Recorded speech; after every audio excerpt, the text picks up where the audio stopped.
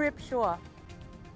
Hello, and welcome to this edition of Pacific Magazine. I'm Senior Airman Sarah Bryce. Today I'm in the Kingdom of Cambodia, where exercise Encore Sentinel is underway. Cambodia. Ripe with its own traditions and customs, it houses more than 14 million inhabitants. We're traveling right outside of Siem Reap, the capital of Cambodia, to the Peacekeeping Operations Center, where all of the events are taking place. It's the first official day of Encore Sentinel, and the opening ceremony has just wrapped up. But the U.S. soldiers and Royal Cambodian Armed Forces aren't quite ready to call it a day as they head over to another event, one that can save lives. Cambodians have a shortage of blood, so everyone that's here for Encore Sentinel is donating blood so they can go into the Cambodian blood bank. The directors of both U.S. and Cambodian troops led by example and were one of the first to donate to the World Health Organization's blood drive. All the U.S. The troop flag would provide to the Cambodian victims. So this is the big contribution from the U.S. The troop. The willingness to give blood and to build that blood bank up is important for the people of Cambodia and for the U.S. folks that come to visit Cambodia if they ever get hurt. There's a great demand for donated blood in Cambodia, so every pint can help immensely. Thank you. Thank you. I'm AB positive. I'm a universal recipient.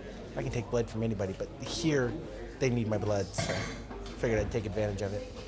Despite a common dislike for needles, many soldiers face their fears to help others in need.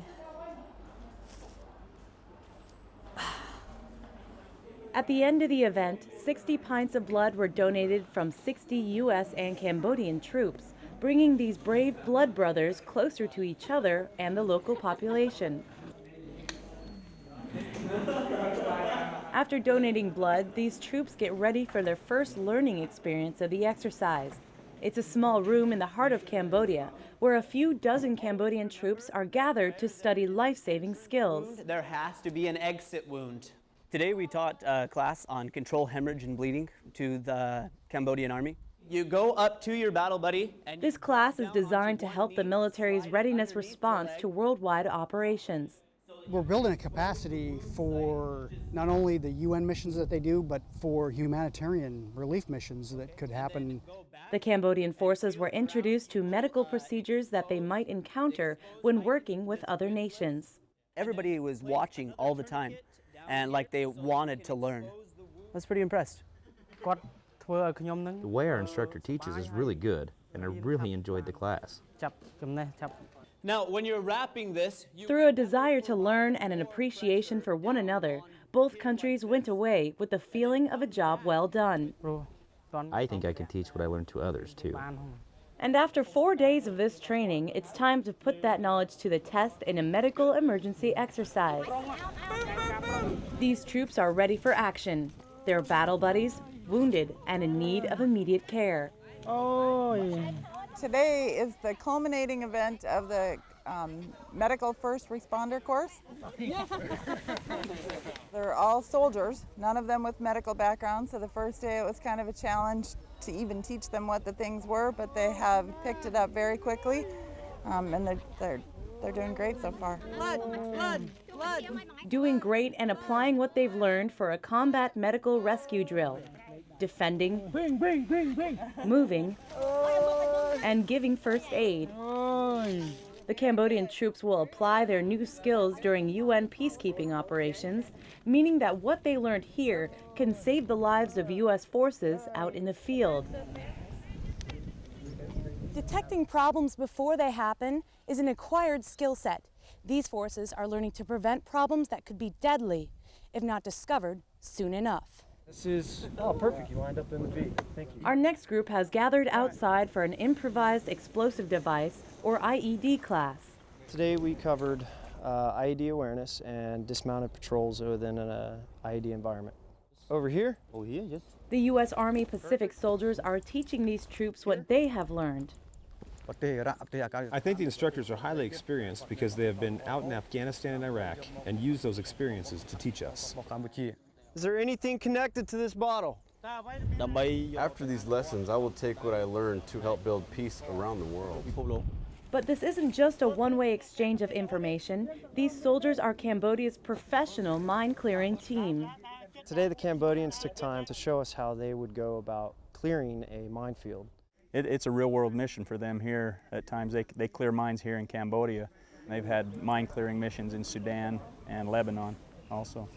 Two experienced Allied forces coming together to share and improve their techniques. This is one of the main reasons for Exercise Encore Sentinel, and it carries on into the next training portion as troops work on bringing peace by kicking in doors. We're training the Cambodian, the RCAF soldiers on how to clear rooms and clear buildings. This training will qualify the Royal Cambodian Armed Forces soldiers, or RCAF, for a wide range of opportunities to help with United Nations peacekeeping operations. I think it's good that the Cambodian government and the U.S. military have agreed to be partners and incorporate this lesson to bring peace to the world. There are many details involved in clearing a building. Okay, make sure you clear the door when you do that. And the RCAF forces are responding well to the new procedures. They picked it up really quickly. I was really impressed with their communication skills and being able to adapt when we give them instructions. Most of these soldiers are officers who will take what they learned and teach their troops later on down the road. I really enjoy the lesson, and it helps my army be quicker and more flexible. You're still watching this door right here. One of the main purposes for the event is to build a bilateral relationship and execute plans for humanitarian missions around the world. And most of these missions are planned and executed in a scenario like this. Medevac? It's a command post exercise, or CPX. And it's helping to train U.S. and Cambodian troops for a specific type of emergency. Two civilians were injured with minor injuries, and one of the soldiers had a severe head wound that had to require an air medevac to a local hospital to be able to get the treatment that he needed. Luckily, this is just a practice scenario, but events like this can happen on a mission with the United Nations. This exercise is for us to train, to be prepared for the future UN missions. Receiving, analyzing, and distributing information. It's all part of today's process. That process is called the Military Decision-Making Process, or MDMP. The MDMP is already used by NATO, the UN, and the U.S. It creates a synergy when everybody understands how to operate together. And these Cambodian forces are already more prepared to operate with other nations. At the beginning of the exercise, I was afraid, with low confidence, but now I gain more confidence and know much more what to do in this exercise. Not everything about Encore Sentinel involves training. There are some resources that need to be replenished at any major event like this.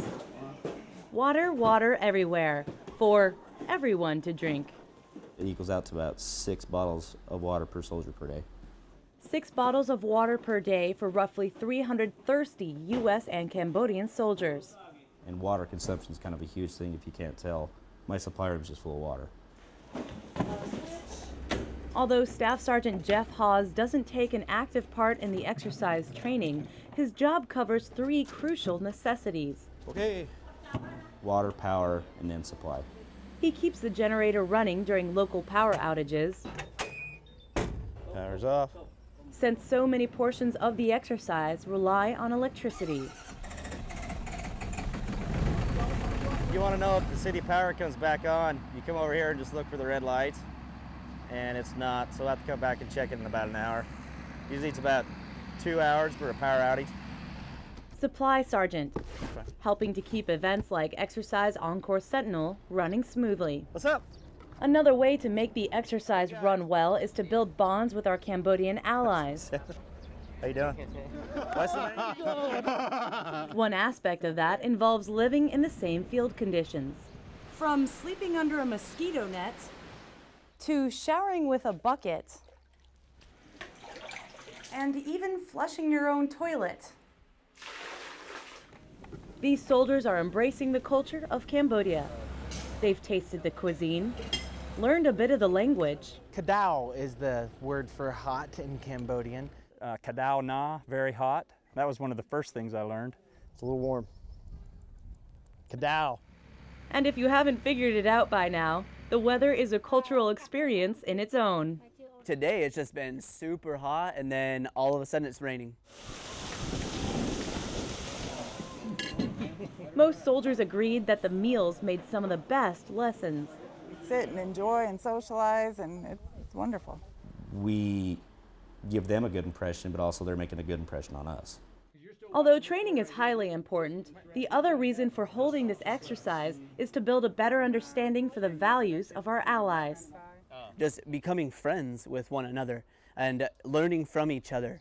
All right, so now that we know that it's an IED, we need to do what? With the Cambodians, they're probably one of the nicest people I've ever met. I'm happy to be here.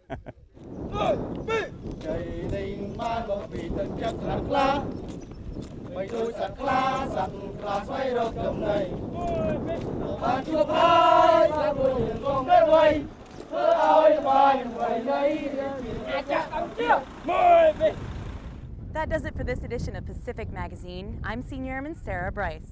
From all of us at AFN Pacific, Okun Somrab Kamur. Thank you for watching.